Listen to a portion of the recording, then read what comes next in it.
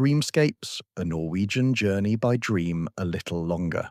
The traveller stood at the prow of a silent boat, the wood beneath their feet as still as the fjord it sliced through.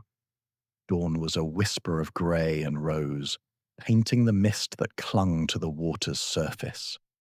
Mountains, ancient and vast, rose on either side, their reflections so perfect in the glassy water that it was impossible to tell where reality ended and the dream began. A single ticket, cool and smooth as a river stone, was clutched in their hand. It read, Dreamscapes Tour, Day 1, The Fjords. As the boat nudged the shore, a flicker of light caught the traveller's eye. It danced at the edge of the ancient pines, a creature woven from amber and flame, its form glitching like a fading memory. It was a fox, but not of flesh and bone. It was a revontule, a fire fox, its tail a brushstroke of light against the dim forest. It tilted its head, its intelligent eyes seeming to understand the question in the traveller's heart.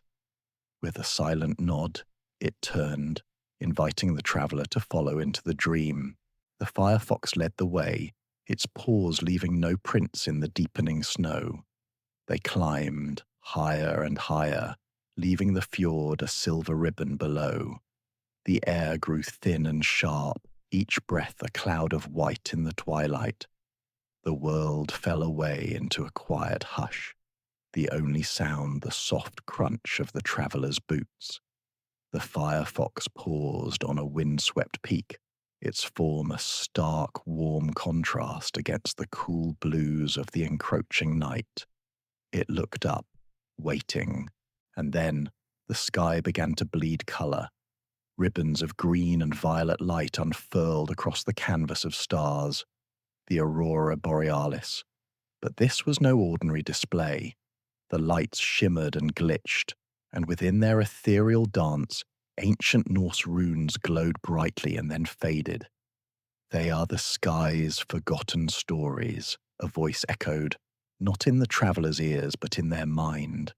It was the fox, memories painted on the night, like me. The cold of the mountain peak began to seep into the traveller's bones. The firefox, sensing this, led them down into a thicket of snow-laden woods.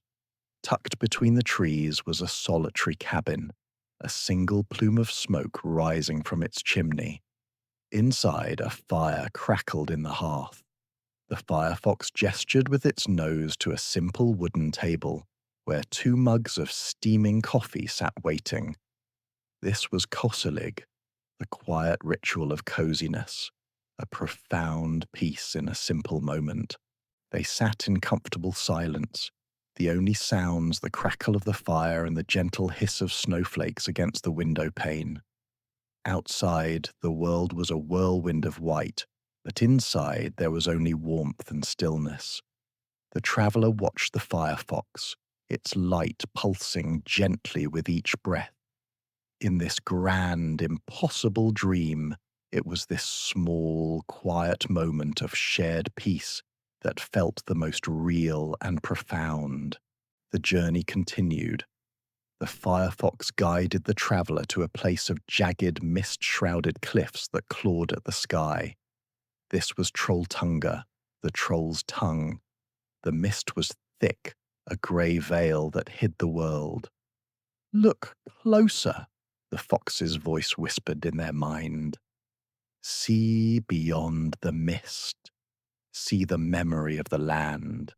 The traveller focused, and slowly the mist began to thin, not literally, but in their perception. Within the swirling grey, giant silhouettes began to form. Trolls, ancient and immense, their forms part of the very mountains they inhabited. They were not menacing, but serene, sleeping guardians of the peaks.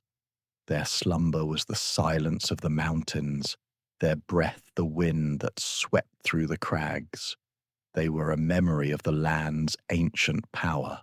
The final day of the tour concluded on a train, gliding silently out of a sleeping city.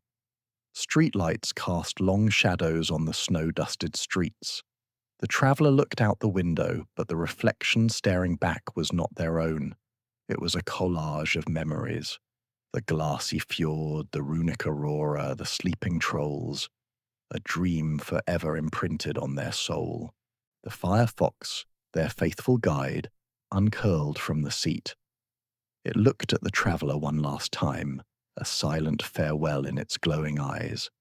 Then it dissolved into a final warm spark that danced in the air for a moment before winking out.